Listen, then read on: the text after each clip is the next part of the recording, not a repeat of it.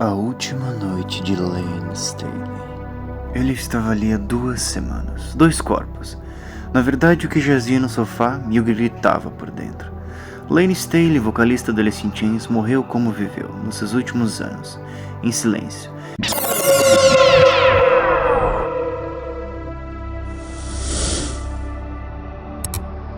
Escondido do mundo, consumido por demônios, que ele próprio avisou estarem à espreita, mas ninguém escutou, ou pelo menos fingiram que não escutaram.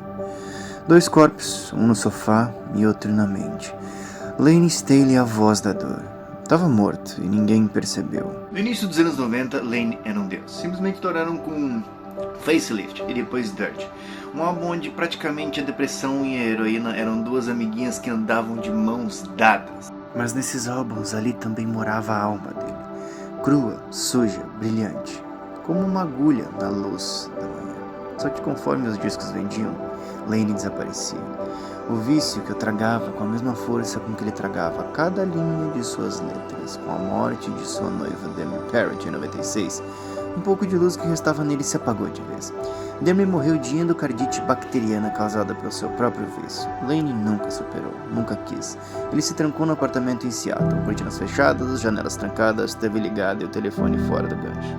Demi morreu em 96, mas Layne morreu ali junto, só esqueceram de avisar o corpo. Jerry Cantrell, seu parceiro de banda, dizia que Layne já não atendia o telefone, nem Mike Inez, o baixista. Eles tentaram avisar ele, sem resposta. Sua mãe, Nancy McCallum, ligava, insistia, implorava, mas Layne tinha virado um fantasma, que ainda respirava. Dizia que ele pesava uns menos de 45 quilos, que seus dentes tinham caído e que mesmo assim, às vezes ele ligava pro banco, só para saber que tinha alguma coisa na conta. Imagina isso, um milionário, isolado, num quarto sujo, com frascos e agulhas como companhia. A celebridade virou um eremita, a lenda virou ruína, esquecido por si mesmo. Os registros mostram que algumas semanas antes dos acontecidos, Layne só ligou, só falava com o banco. Registros tipo de perguntas se quanto dinheiro tinha, se o dinheiro ainda estava lá, como se soubesse, como se planejasse, tipo, saber que vai deixar alguma coisa para alguém antes de partir. Data exata da morte, ninguém sabe. O laudo do médico estima que Layne morreu entre 2 e 5 de abril de 2002, exatos 8 anos depois de Kurt Cobain. Coincidência? Talvez. O que se sabe é que encontrou seu corpo só 19 de abril, 2 longos e mórbidos dias, depois que sua mãe chamou a polícia. Ele sabia, ela sentia. Arrombaram a porta e o que viram foi um horror. Layne estava lá no sofá, rodeado de latas de refrigerante, cerveja, seringas e morte. O corpo já estava em um estado bem avançado de composição. Cena digna de um romance gótico. No aparelho de som, ninguém sabe o que tocava. Talvez nada, talvez o próprio silêncio. Que eles só acharam o corpo dia 19 de abril. 2 dias depois que a mãe do Layne já tinha ligado e chamado a polícia. É como se ela sentisse. Mãe tem esse faro, esse tato, esse sentimento. 5 de abril de 2002, a mesma data de morte de Kurt Cobain. A solidão talvez colecione coincidências. A mídia noticiou, mas foi discreto, quase respeitoso ou talvez indiferente. Não houve enterro público, nem grandes homenagens imediatas. O Alice in Chains parou, Jerry Cantrell lançou um disco solo meses depois, The Graduation Trip, gravado com Layne em mente, cheio de culpa, luto. Mike Inez se afastou, Shankini também. A banda só voltaria em 2006, com outro vocalista, William Duval. E mesmo assim sempre deixando claro, Layne é insubstituível. Nós só seguimos em frente porque ele gostaria. Mas será que ele gostaria mesmo? Ou será que ele preferiu o silêncio durasse mais? O próprio Stephen King diria que o silêncio tem voz, e que os fantasmas não gritam, eles sussurram.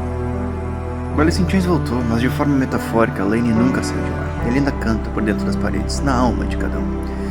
Layne foi mais do que um vocalista, ele era o espelho da dor daquela geração. Um espírito quebrado, com um corpo que o traía. E mesmo que muitos se lembrem do rosto magro, da aparência decadente, os fãs lembram da voz, aquela voz que parecia vir do fundo de um poço, misturada com eco de 1000 almas gritando por redenção. O mundo esqueceu de Layne por longos anos antes da morte, mas talvez agora ele tenha paz, ou talvez esteja ali, naquela faixa escondida de um disco antigo, sussurrando suas antigas letras. Pensa que ele morreu sozinho, mas ele nunca teve sozinho. Meio que a dor dele é nossa.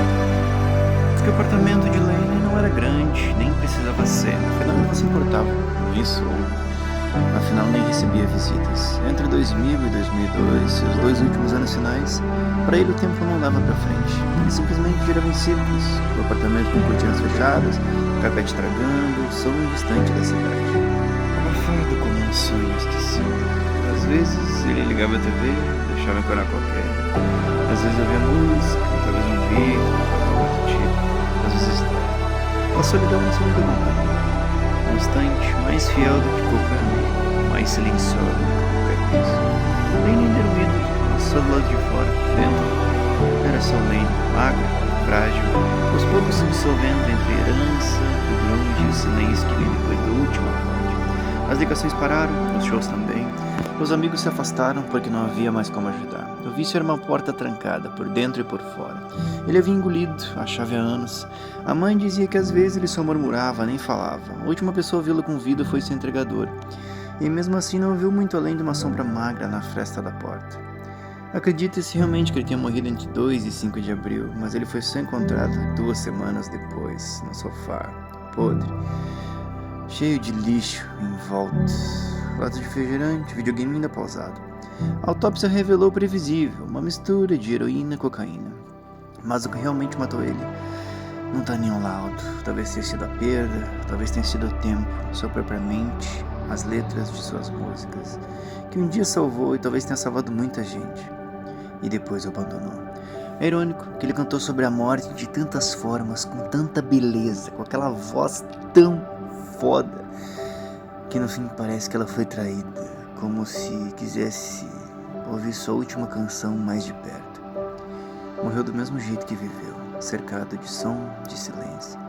Enquanto o mundo ainda girava lá fora, dentro daquele apartamento, o tempo parou, como um disco arranhado que se recusa a seguir em frente.